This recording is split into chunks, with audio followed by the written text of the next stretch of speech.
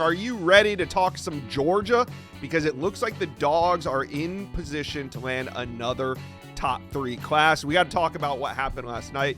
Jackson Canwell announces 2 things. One, he's going to take an official visit to Georgia, and he has moved back his commitment date. Steve Wiltfong, what does it all mean?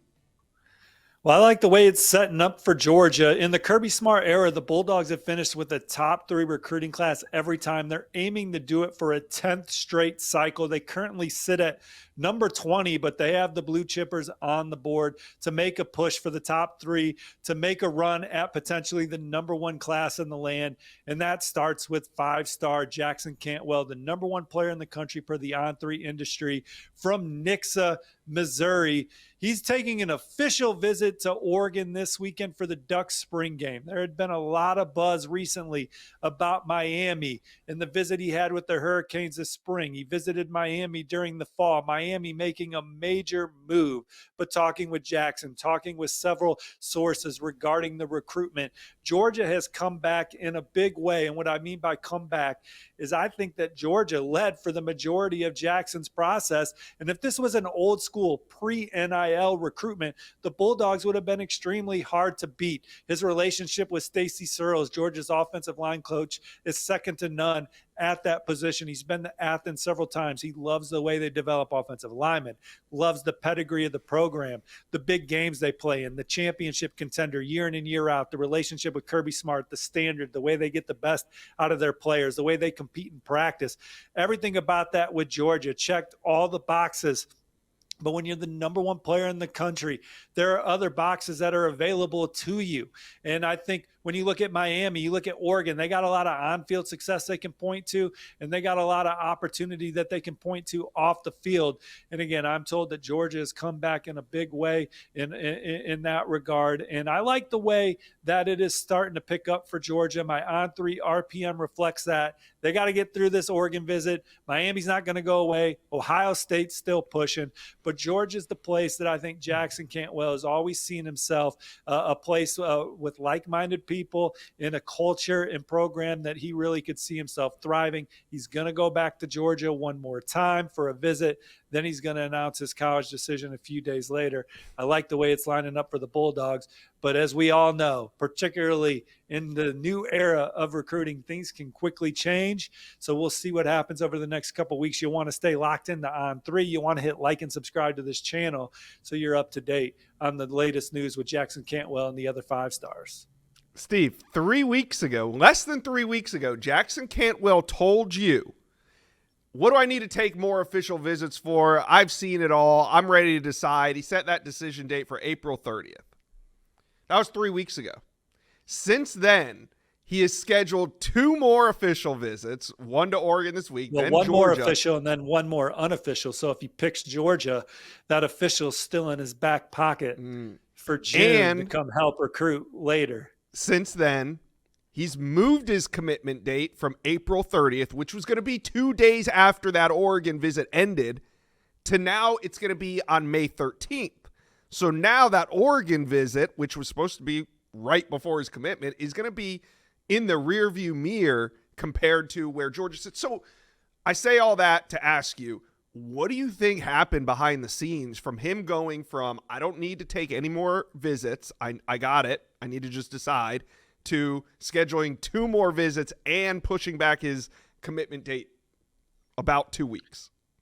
Well, anytime that you allow the door to stay open and you're having dialogue with the likes of Kirby Smart, Mario Cristobal, Dan Lanning, Ryan Day, those programs, these guys didn't get those jobs by accident. And so as long as you're still having dialogue, these coaches and staffs can say compelling things to get you to get back in the game and get back into your recruitment. And so, look, you and I, we've been covering recruiting for a couple decades. These prospects, they're going through it for the first time. So when you think you know something, things change and new information is presented to you, whether it's, opportunities away from the football program or games played in the fall or coaching changes or philosophies or commitments or guys rising on the depth chart or in a new offer that you didn't have.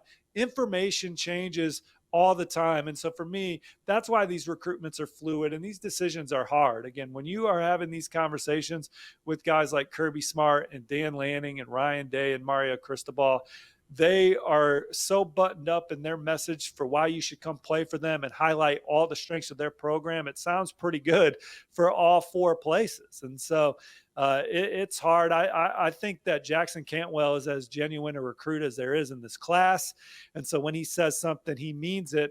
But these coaches are going to continue to be relentless, talking to you, talking to your family, talking to your representation. And look, he wanted to get back out to Oregon because he only been there once as a recruit and get back out there, see a spring practice. Maybe I needed to, after talking to Dan Lanning and company, maybe I do need to come back and see some things that I didn't necessarily see the first time. And now talking to Kirby Smart, Georgia, Coach Searles again, you know what? I do need to get back to Athens. I haven't been there in a while. I have been to Michigan, Ohio State, and Miami this spring. I'm going to Oregon, but I haven't been to Georgia in a while. I need to get back to Georgia because he also did visit Missouri in the spring. So he will have now hit all his favorites one more time this calendar year, which he hadn't done. Jackson told me last night, I still don't know where I'm going to go. So that means that even though I have a prediction in for Georgia, it's not done. And so the Bulldogs got to get it to the finish line. And these other programs, with how coveted Jackson is, the intangibles he brings along with the elite tangibles. He's 6'7", 305 pounds. He's an explosive player that can bend. He's powerful. He plays with an intensity and aggressive and a motor. He's the top shot put and discus thrower in the country, just an explosive player that's also super smart, super long, could play multiple positions at the point of attack, but certainly be that left tackle long term. These coaches aren't going to go away. Yeah, and you put your prediction in. You kind of just threw that in, but about 30 minutes before we sat down, you dropped a prediction for Jackson Cantwell to Georgia, which he also addressed. I mean, he acknowledged I don't know if you saw this, but we'll throw the tweet up there. He acknowledged what you said, and I kind of find that interesting because you're picking Georgia for him. A lot of recruits kind of just ignore that. He decided to tweet it out there to his followers. So we will see what happens with Jackson Cantwell as he is off to Eugene in just a matter of about 24 hours here. So let's move on and talk. Well, generally, like with these predictions, I told Jackson I was going to put in the prediction. I don't like to blindside these guys with picks and they catch it off guard. Now every once in a while that happens, but just wanted to let him know that prediction was going to go in, and he doesn't know where he's going to go, but he understands that there's a lot of interest in his recruitment because of who he is and what he's accomplished. And there's a lot of fans that are excited about him, and the On3 readers love reading about him. And, obviously he's going to be at Oregon this weekend, and our Ducks fans are going to be excited, and they're going to be out there for the spring game. And there's going to be fans that are pushing you to say hello to him and get him to go to Oregon. And that's all part of the pageantry and what makes this sport great and the intimacy of it. And then when he goes to Georgia, there'll be people floating around on campus and you won't miss him. He's 6'7", 305 pounds. Same way when he goes and visits Miami and they put him on the golf cart and they're riding around that beautiful lake in Coral Gables. He feels the love, but with that, comes some media coverage, and he's a pro. He understands that we have a job to do covering him and bringing information to all the interested readers about him. And so he knew I was going to put in that pick, but he also said, I don't know where I'm going to go. So Oregon, Miami, Georgia, obviously, Ohio State, I heard still swinging, still trying to make that final impression on Jackson Cantwell and get them to be part of their program. Yeah, it's definitely a moving target because when you put that report out 2 weeks ago that he was not going to take any more visits and he was ready to decide, I thought it was Miami. I was pretty convinced it was Miami. Then he announces that he's going to take that Oregon visit and announced 2 days later. I was like, oh, it's Oregon. Of course it's Oregon. He's going to commit 2 days after his visit that he just said he wasn't going to take. And then he comes out with this Georgia visit and a new commitment date. And now I think it's Georgia. So you guys in the comment section, you're the real recruiting experts. Several sources thought Miami, but even around Coral Gables, you talk to people and it's like, but he's still going to go visit Oregon. And then now he's going to go visit Georgia again. So he's working hard to get it down to one. He doesn't want to go through this process twice. And so he's doing the best he can to balance the information, the conversations he's having with these great coaches and these great opportunities. And he knows his hard work has put him in a fortunate position. And we'll know soon where he's going, May 13th. Yeah, but I like your pick of Georgia. I think if you do the science, you connect these dots. Georgia came in and completely altered this recruitment, moved the commitment date, got a visit, like you said, unofficial. So he's still got that Georgia OV in his back pocket. Hey, once he's committed, he could use it during the summer. Sounds great. We'll see what happens. You guys, let us know in the comment section. What's your pick on Jackson Cantwell? Is it Georgia? Is it Miami? Are you still holding out hope for Ohio State or Oregon? Let us know. All right, we're moving on. We're going to talk about another 5-star, Jared Curtis. He's the #1 quarterback in America, and it's down to 2 teams. We're talking Oregon. We're talking Georgia, and he's going to commit on Cinco de Mayo, May 5th. For those that don't hablo español, Jared Curtis from Nashville, Tennessee. How do you read this one? Dude, you love Cinco de Mayo. That's the first how I read it. You love saying Jared Curtis is going to commit on Cinco de Mayo, and he is indeed going to pull the trigger for either Georgia or Oregon. And my hunch is, based on the intel, is that I like where Georgia stands. I think the Bulldogs have rallied in this recruitment for Jared Curtis. He was obviously committed to Georgia at one point, decommitted during the fall. Oregon quickly grabbed momentum, and it's been a back and forth from the fall to now. But I think Georgia's still working to get it to the finish line. Oregon's still working hard. Regular dialogue with Will Stein, Ducks offensive coordinator. I expect him in Jared Curtis's home twice before he announces his college decision between Georgia and Oregon. And I know Jared loves that offense in Eugene. Sees how prolific the quarterback has been, from Bo Nix to Dylan Gabriel, the numbers they're putting up, the talent that they've surrounded him with, the status of Oregon's program right now, defending Big Ten champs, the relationship with the staff, the vibe he gets in Eugene. He could be a Duck. He loves Oregon. But I think as he nears his decision date, Georgia, the consistency of the program, the caliber of recruits in the O-line room and receiver room is exciting to him. The relationship with Mike Bobo, certainly Kirby Smart blows them away every time they come on campus. And then they got the proximity card in the equation for Jared Curtis. I like the way it's lining up for Georgia based on the conversations I'm having, but he's still having conversations with Georgia and Oregon. So that decision not finalized just yet. So we'll see what happens, but it's trending well for Georgia, in my opinion. Yeah, I still like Oregon here for Jared Curtis, but my question to you is, do you think, because before it was going to be Cantwell makes his decision on April 30th, Jared Curtis goes a couple days later on May 5th.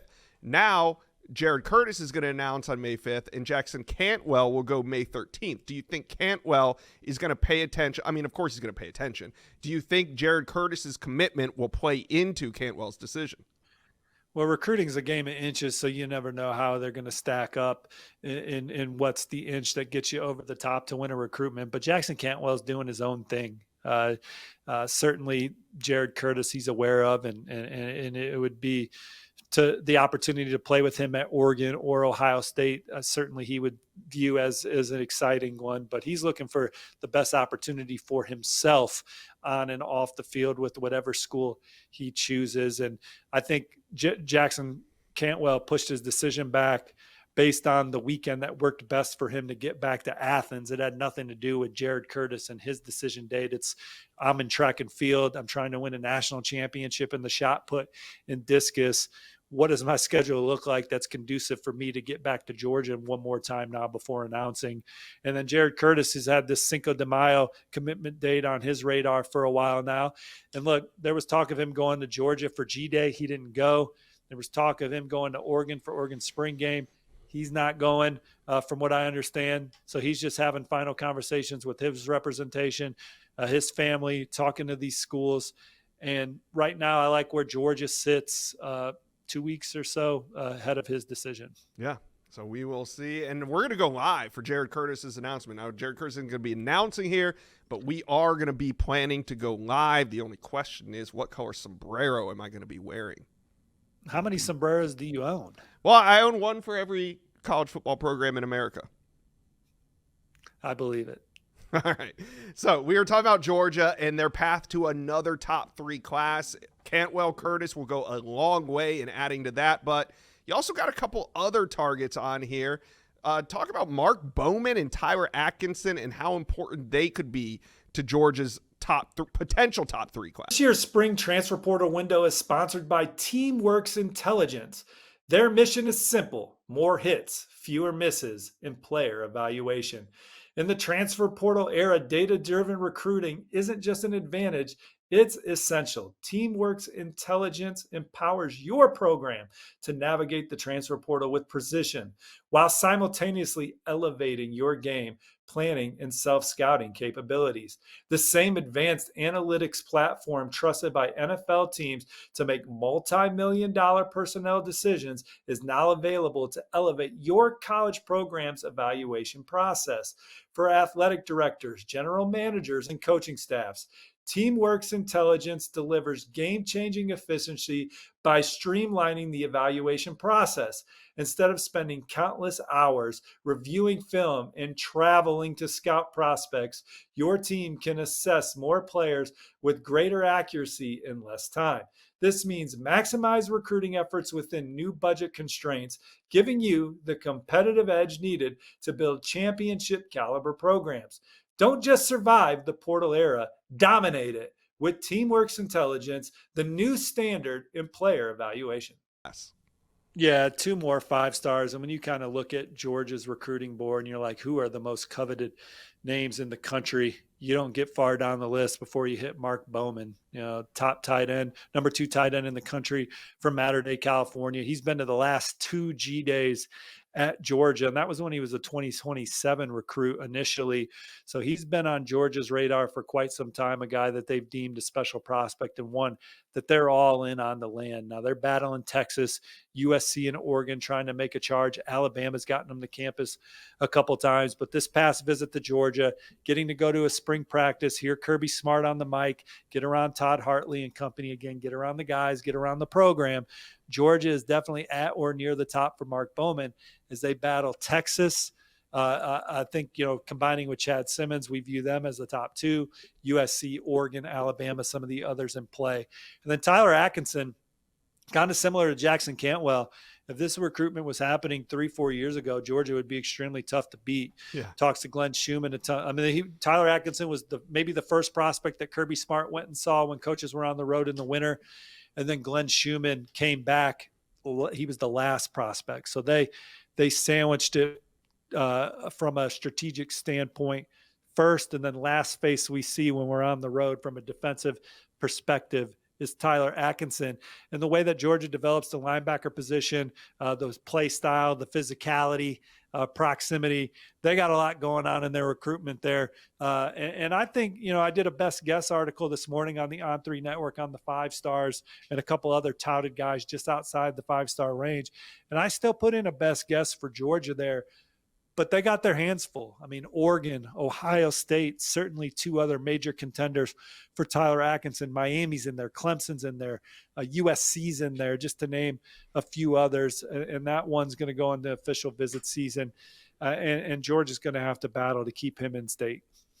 All right, Dog fans, what do you think? Is this a top 3 class or number 1 class? Heck, if they land the number 1 overall prospect, the number 1 quarterback, I think now we are looking at number 1 class.